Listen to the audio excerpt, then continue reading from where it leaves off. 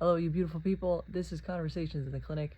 I'm Dr. Kelly. It is Sunday night at 9:27 in the evening. This newsletter goes out 9 o'clock tomorrow morning. So if you're watching this, I'm literally in my pajamas. But that is the point. I could have gone and changed. The point is that perfect is the enemy of good. Okay? And good enough is good enough. So I am just getting this out there partially to prove a point and also partially to just get it done. You guys asked for habit forming tips, okay? I read a lot. I try to implement as much as I can in my life about what I read. Most of this is from James Clear. His book is called Atomic Habits, and Dan Buettner, who is the Blue Zones guy. He's written books and done TED Talks on the places on the planet that have the longest living and happiest people. And he makes note that there's no gyms there, there's no health gurus and supplement people, but they live off the land and they live in communities and a lot of other really good and practical stuff. I have my computer here with my notes, so if you see me looking over, that's what I'm looking at. First things first, this is the most important one, and I want to give it to you first. You have to become the person with the habit that you want. Okay, so throughout this whole video, let's just say that the habit is we're going to exercise more. Okay? We can't just say, I want to build a habit where I exercise more. We have to say, I'm a person who exercises. I'm a person who exercises. We have to become that identity. Because once we do that, everything else that we're going to talk about gets a whole lot easier. That's the umbrella that covers everything else we're going to talk about. So I'm a person who exercises.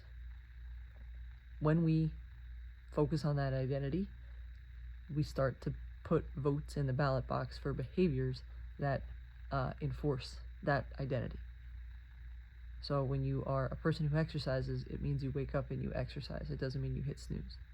When you are a person who exercises, it means that you actually start lifting the weights instead of thinking about which weights and exercises you're going to start to do. You have to put votes in the ballot box to start to become that person.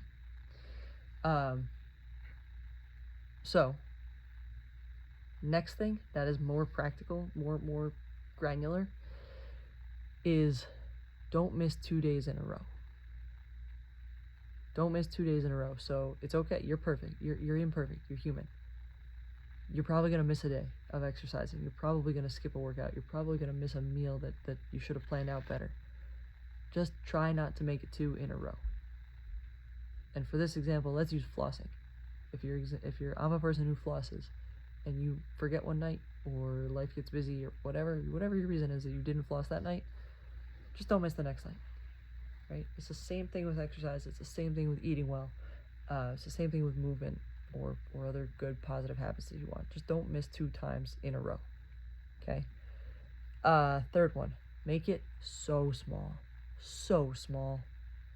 Like, if you want to start becoming a person who exercises, tonight set an alarm to wake up to exercise. And then tomorrow, get up. And that's it. And then the next day, set the alarm to get up and exercise. And that day, get up. And then maybe on the third day, set an alarm to get up and exercise. Get up and put your shoes on and stand by the door if you're going to run or lift or whatever. James Clear tells the story about a guy who would go sit in the parking lot at the gym. He would drive to the gym and he would sit there for 5 minutes and he would drive home every single day. And then after about a week of doing that, he would stand inside the gym. He would open the door to the gym and walk inside. And he wouldn't do anything, but he was in there. And then after a week of doing that, he would spend 5 minutes on a machine. And he would spend 5 minutes on the machine and he would go home. And then he would spend 10 minutes on a machine. And after a year of doing that, as you might imagine, the guy was a different guy.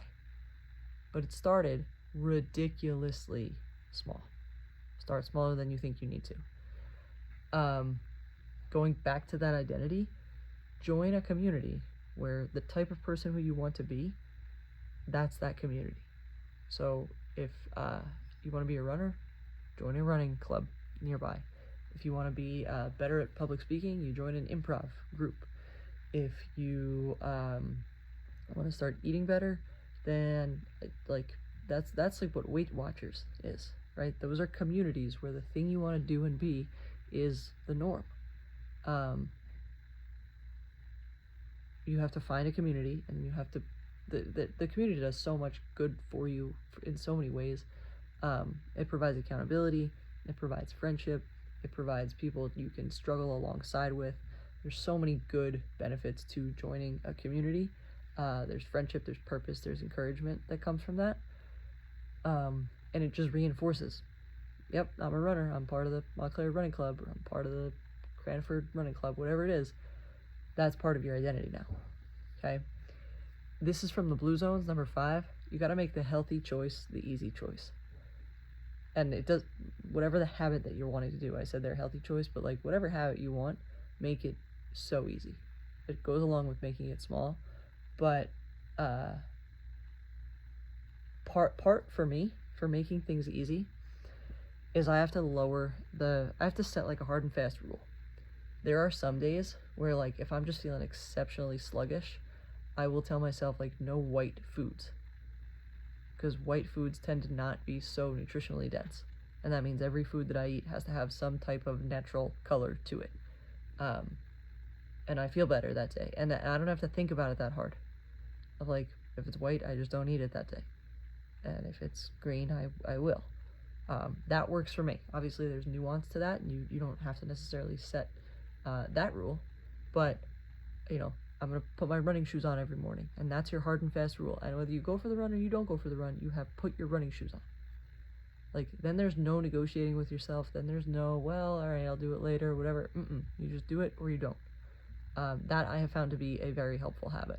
Another kind of going along with that is Dan Buettner, the Blue Zones guy, says that in his own house, he just doesn't keep like cold cuts or bacon. He doesn't keep like cheap meat, if you will. He barely eats any meat in the first place. But like if he goes out, that's where he'll have a bacon, you know, on his plate, or soda. He doesn't keep soda in his house. But if he goes to like a wedding or an event or something, then he'll drink a soda.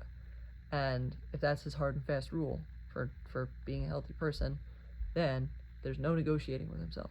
If he's in his house, he's not drinking soda. If he's out of his house, he could drink soda. And I think that that's, at least for me, if you set it and you can find the right boundary and have a healthy relationship with it, I think it's a really helpful way to build and form longer lasting habits. And last one, and I touched on this at the very beginning, do not let perfect be the enemy of good. Do not let perfect be the enemy of good. So many of us are like majoring in the minors and thinking about and planning the perfect routine and whatever. Like, you have to just get going. You have to just get going, because when you just get going, you learn so much. There's a phrase I love that, I'd rather go to battle with someone who's fought in one battle before than with someone who has read 100 books about being in a battle. Right? Like, experience is the best teacher. So if you just start going, do not let perfect be the enemy of good. Just get going, do something, start doing it consistently, and you will learn, I like it this way, I don't like it that way.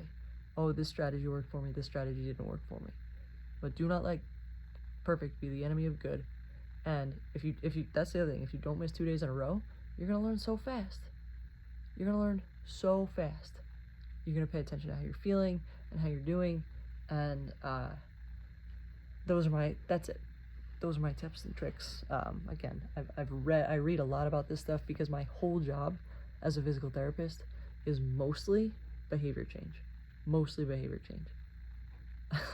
and so I have to learn about this stuff. I never learned that part in school. In school, you learn how to not kill somebody, and in practice, you really learn how to affect people's lives. So just remember that. I appreciate you guys. Thank you for sharing your time, your energy, your attention, your effort with me.